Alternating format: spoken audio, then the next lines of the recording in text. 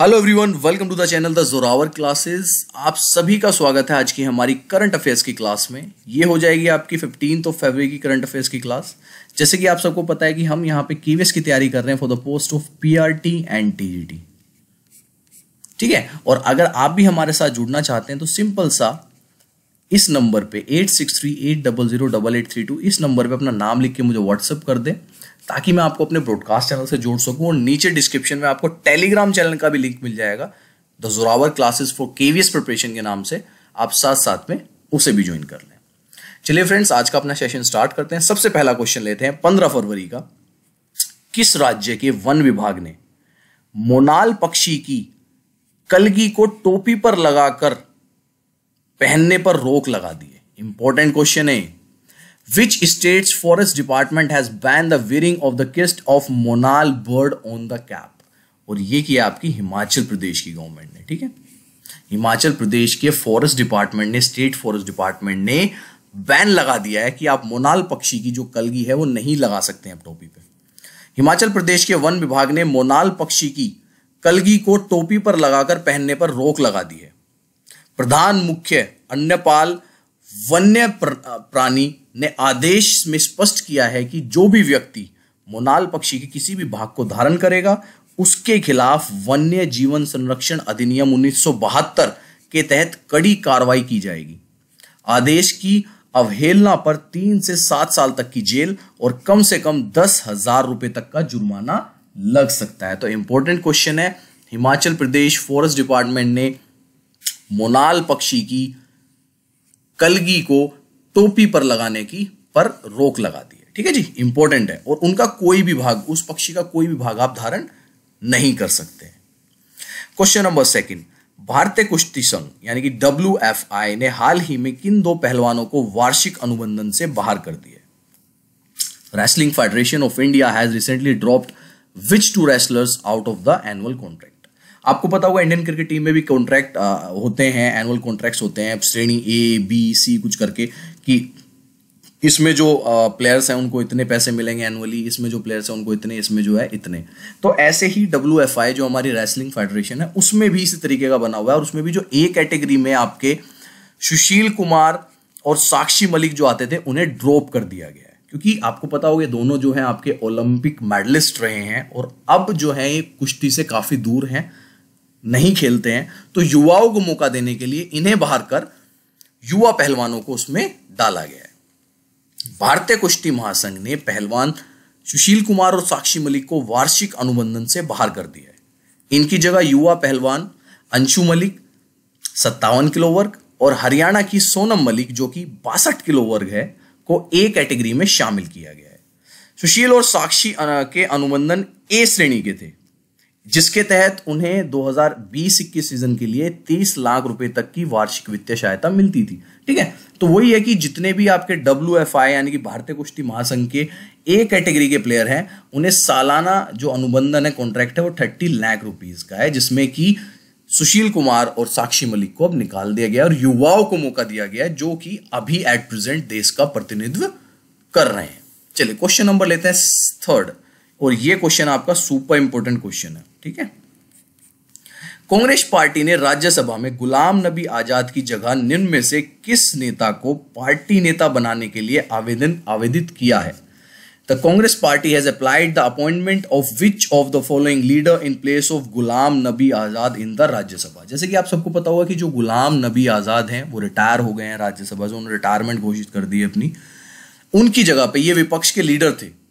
विपक्ष आपको पता होगा कांग्रेस है, तो ये विपक्ष के लीडर थे राज्यसभा में। तो अब इनकी जगह किसको नॉमिनेट किया गया, किसको कहा गया कि कौन बनेगा? तो ये हैं आपके मल्लिकार्जुन खड़गे।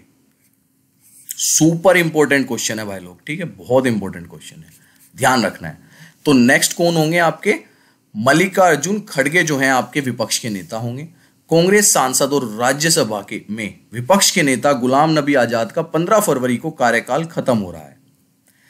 कांग्रेस पार्टी कांग्रेस के वरिष्ठ नेता मल्लिकार्जुन खड़गे को राज्यसभा में विपक्ष का नेता घोषित कर सकती है। मल्लिकार्जुन खड़गे 2014 से 19 के बीच लोकसभा में कांग्रेस के नेता रह चुके हैं। गुलाम नबी आजाद साल 2005 से 2008 तक जम्मू कश्मीर के मुख्यमंत्री भी रहे। वे करीब 41 सालों से संसदीय राजनीति में हैं, वे साल 2014 से राज्यसभा में विपक्ष के नेता थे। ठीक है, तो इंपॉर्टेंट क्वेश्चन है, सुपर इंपॉर्टेंट क्वेश्चन है कि अब गुलाम नबी आजाद के बाद राज्यसभा के विपक्ष के नेता कौन होंगे? मल्लिकार्जुन खड़गे।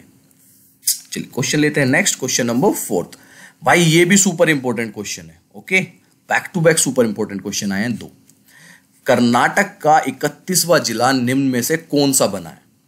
Which of the following became the 31st district of Karnataka? और ये है आपका विजयनगर।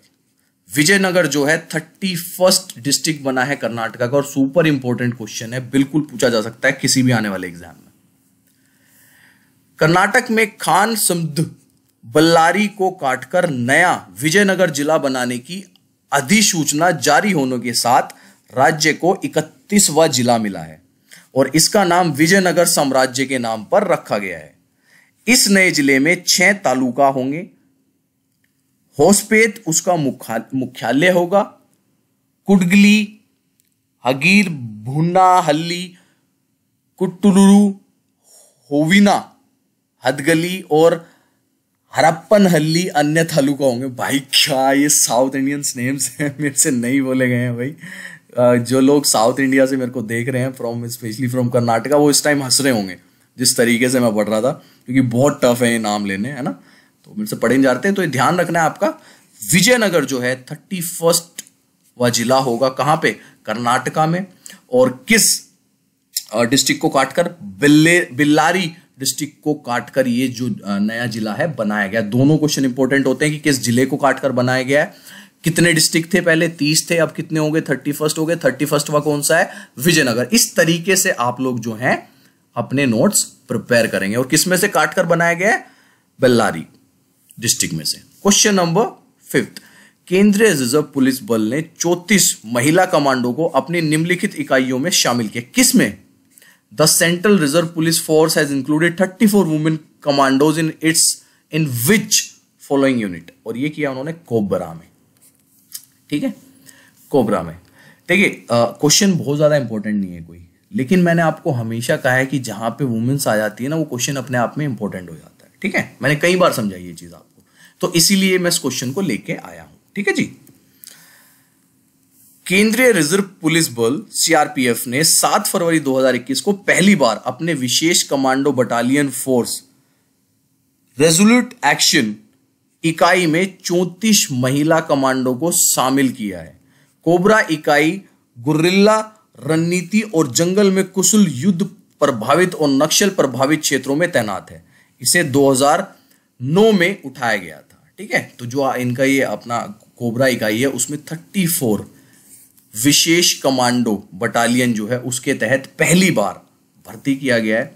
मतलब उसमें एंट्री हुई है 34 वुमेन कमांडोज की। ठीक है जी। क्वेश्चन नंबर ले लेते हैं 6th, विश्व यूनानी दिवस निम्न में से किस दिन मनाया जाता है? वर्ल्ड यूनानी day is observed on which of the following day? और ये मनाते हैं हम 11 फरवरी को ऑल ओवर द वर्ल्ड, पूरे विश्व में 11 फरवरी को विश्व यूनानी दिवस मनाया जाता है।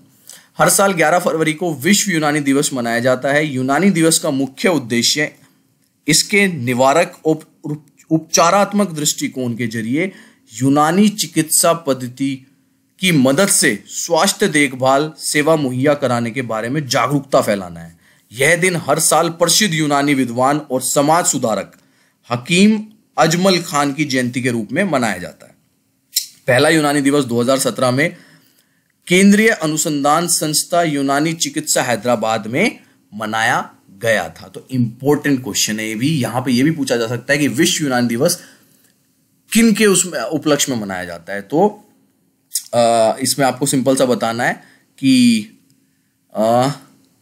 समाज सुधारक और यूनानी विद्वान उनकी जयंती के रूप में हम हकीम अजमल खान की जयंती के रूप में 11 फरवरी को 2017 से हर वर्ष विश्व यूनानी दिवस मनाते हैं। चलिए क्वेश्चन नंबर लेते हैं 7th, हाल ही में किस देश ने कहा है कि उसका अंतरिक्ष यान ताइवान 1 मंगल की कक्षा में प्रवेश कर गया है? Recently which country said that it's spacecraft Taiwan 1 has entered the orbit of Mars? ये इंपॉर्टेंट क्वेश्चन है। ठीक है, और ये कहा है हमारे पड़ोसी मुल्क चाइना ने कि उसका जो ताइवान 1 है ताइवान 1 के स्पेस क्राफ्ट है, उसने मार्स की ऑर्बिट में एंटर कर लिया है।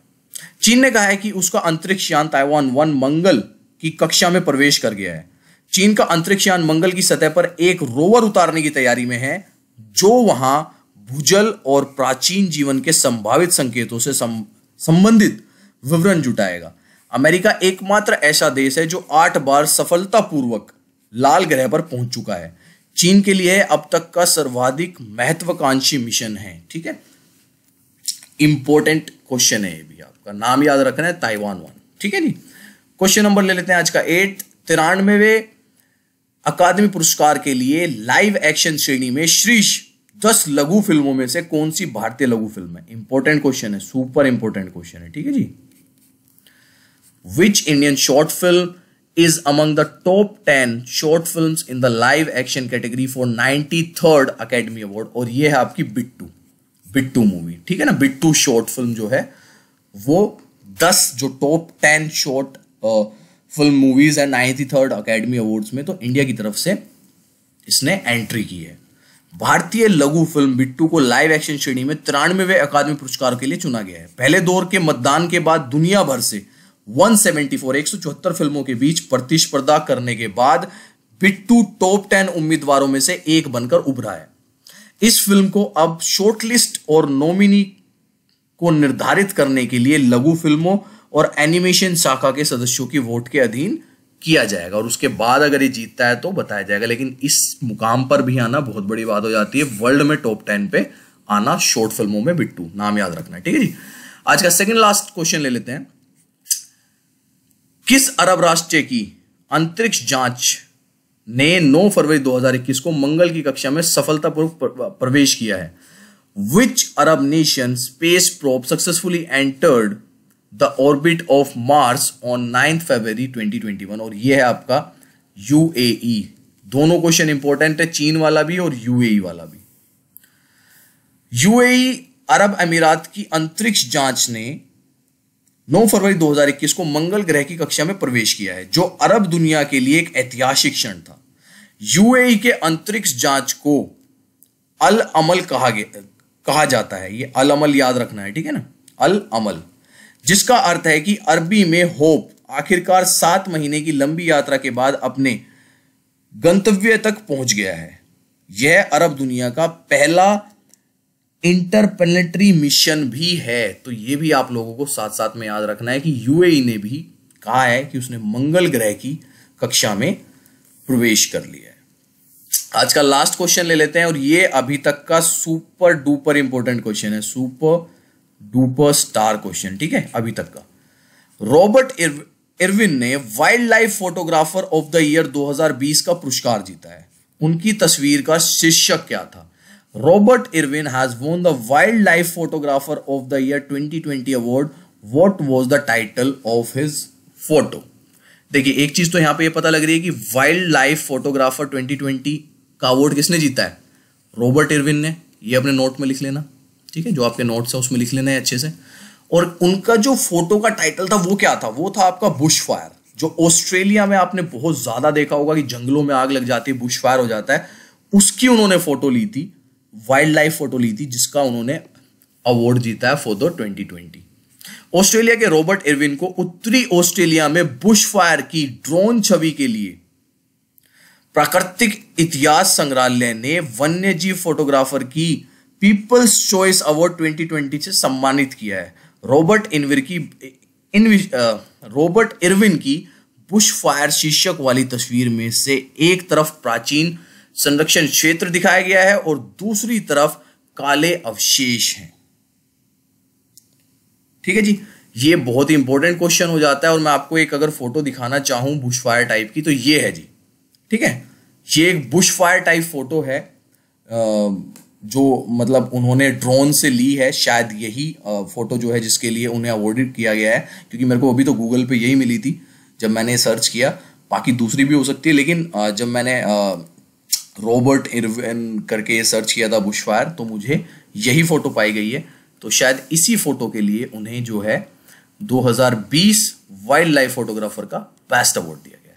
So that's it. ये थे आपके आज के टॉप 10 क्वेश्चंस। एंड फ्रेंड्स, एक मेरे को एक चीज़ बतानी है, कल और परसों की जो है करंट अफेयर्स की जो क्लास है वो नहीं हो पाएगी। रीज़न ये है कि मैं 2 दिन शादी में बिजी हूँ, घर में शादी है, एक फैमिली में ही शादी है, तो 2 दिन की करंट अफेयर्स की क्लास नहीं हो पाएगी, बाकी क्लास आपकी चलती रहेगी। ठीक है, चलो अब 11 बजे की हिंदी क्लास है वो देखना। ठीक है जी, बाय एवरीवन, टेक केयर।